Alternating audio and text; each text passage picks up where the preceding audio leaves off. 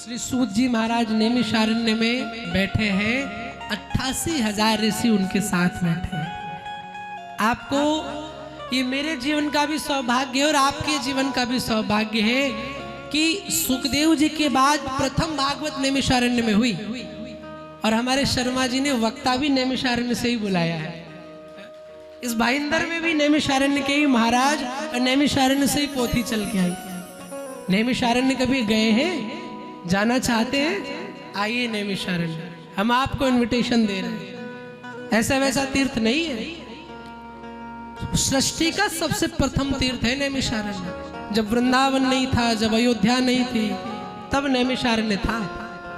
मनु शत्रुपा जो कौशल्या और दशरथ हुए, उन्होंने सबसे पहले नैमिषारण्य में ही तपस्या की और भगवान से मांगा कि आप मेरे जीवन में पुत्र बन के आओ। तब राम जी अयोध्या में आए, तो नैमिषारण्य से ही अयोध्या है।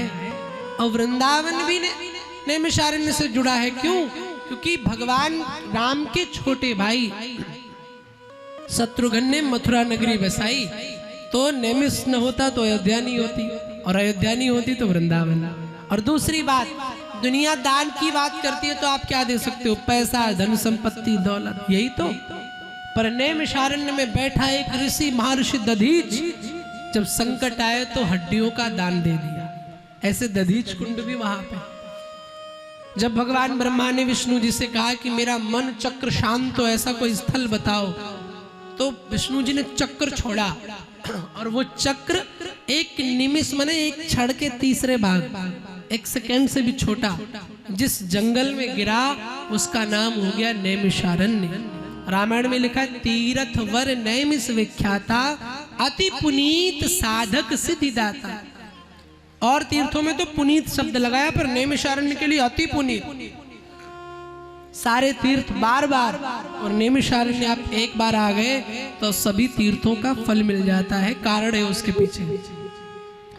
जब महर्षि दधीच अपनी हड्डियों का दान करने लगे तो मन में ये भाव आया कि प्रभु मुझे तो अभी तीर्थ यात्रा करनी थी और आप मेरी हड्डियां शरीर ले लोगे, फिर मैं तीर्थ कैसे करूंगा? तो देवता थोड़ा स्वार्थी होते हैं, तो देवताओं ने कहा भगवान चिंता मत करो, मैं सारे तीर्थों को यही बुलाए देता हूँ।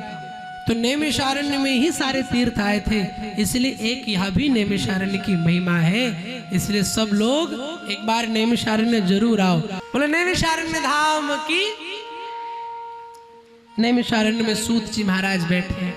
88,000 ऋषियों ने पूछा, प्रभु आने वाला समय ऐसा है, लोगों के पास तीर्थ करने का समय नहीं है, हवन पूजा पाठ करने का समय नहीं। क्योंकि आजकल के एडवांस बच्चे आएंगे, हवन के पास बैठेंगे तो कहेंगे मम्मी मेरी बॉडी, मेरा शरीर काला हो जाएगा, मैं वाइट हूँ, थोड़ा स्मार्टनेस कम हो जाएगी। तो प्रभु जी कोई ऐसा उपाय बताओ जिससे कम समय में जीव की मुक्ति हो जाए, जीव का उद्धार हो जाए। देखो भागवत कथा सुनना क्यों जरूरी है? What is the use of Bhagavat कथा in our life? आपकी जिंदगी में भागवत कथा का कनेक्शन क्या है? अब इस पे भी मैं आपको अलग ही कुछ बताने वाला हूं। हाँ, आप सोचो कथा से आपको कुछ और चीजें, नहीं, कथा से आपको क्या मिलेगा? आज हमें पहला कारण, हमें अपने आसपास की चिंता है कि हमारी चीजें खराब ना हो जाए। एक आदमी दूध लाता है तो दूध भी सोचता है फ्रिज में रख दो कहीं खराब ना हो जाए, है ना? सोचते हैं कि नहीं सोचते? सब्जी लाते हैं तो सब्जी भी सोचते हैं फ्रीजर में रख दे कहीं खराब ना हो जाए। क्या कभी ये सोचा कि मानव जीवन मिला है ये खराब ना हो जाए? सब्जियों को, दूध को बचाने के लिए तो बड़ी बड़ी मशीनें हैं, पर मानव जीवन को बचाने के लिए क्या कोई मशीन बनी? आज तक नहीं बनी। और सच बताऊं तो आजकल इंसान अब मानव नहीं बचा है, अब का इंसान दानव बन गया है। खाने के नाम पर हम कुछ भी खा रहे हैं। मेरी माताओं, सबसे पहले अगर धर्म की शुरुआत कहीं से होती है तो आपके रसोई घर से होती है। धर्म की सबसे पहली शुरुआत कहीं से नहीं, आपके रसोई घर से। जितना ज्यादा आपका रसोई घर पवित्र होगा, उतना आपकी भक्ति में, धर्म में आपकी रुचि पैदा होगी, आपका मन लगेगा। आहार की पवित्रता होनी चाहिए। लेकिन आजकल रसोई घर में कोई चप्पल पहन के जा रहा है। माताओं, अपनी रसोई शुद्ध कर लो, आपकी भक्ति में 100% बढ़ जाएगा। आपका आहार शुद्ध होना चाहिए। जैसा आपका भोजन होगा, जैसा आपका खान पान होगा, ये मन भी वैसा ही बनता है। आप भोजन बना रहे हो, कई लोगों को मैंने देखा भोजन बनाते समय संगीत सुनते हैं और संगीत में दुनिया भर के गीत गाने सुनते हैं। भोजन बनाओ, संगीत सुनो, मैं मना नहीं करूंगा, लेकिन उस गीत गाने की जगह अगर भजन सुन लो तो भोजन आपका प्रसाद बन जाएगा।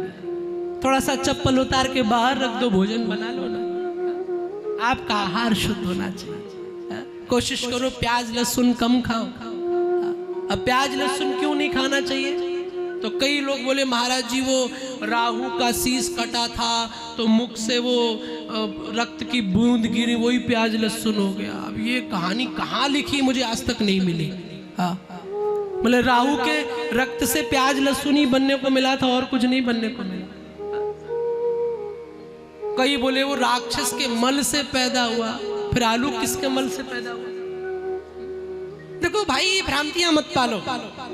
प्याज लहसुन इसलिए नहीं खाना चाहिए क्योंकि वो थोड़ा तामसता उसमें ज्यादा होती है। भक्त यदि भक्ति करता है तो मन में विकार उत्पन्न होते हैं, थोड़ा ऊर्जा ज्यादा होती है, तामस प्रभाव उसका होता है, मन शांत नहीं होगा, भजन में मन नहीं लगेगा, इंद्रियां दूषित होती है। इसलिए प्याज लहसुन नहीं खाना चाहिए। साधक के जीवन में प्याज लहसुन मना है, बाकी कोई भजन करने वाला ना हो तो खूब खाए। वो ऐसे नहीं जैसे मांसाहार आप समझ रहे हो ऐसे प्याज लहसुन हो, नहीं नहीं नहीं, ऐसा कुछ नहीं है, सब मनगढ़ंत कथाएं हैं। प्याज लहसुन किस लिए नहीं खाना चाहिए? क्योंकि वो तामसी है, उससे इंद्रियों में भजन करने में रुचि पैदा नहीं होती, इसीलिए भक्त को ज्यादा से ज्यादा बचना चाहिए। इसलिए प्याज लहसुन नहीं खाना चाहिए। कोशिश करो आपकी रसोई में हिंसात्मक भोजन न बने, पाप की कमाई से भोजन न बने। पहले के लोग तो पाप का धन जिसके पास होता था लेने से भी डरते थे कि भैया इसका धन नहीं चाहिए। और आजकल तो सब नंबर 2 की कमाई पे लगे हैं और हम सब चिल्ला चिल्ला के मरे जा रहे, मत खाओ।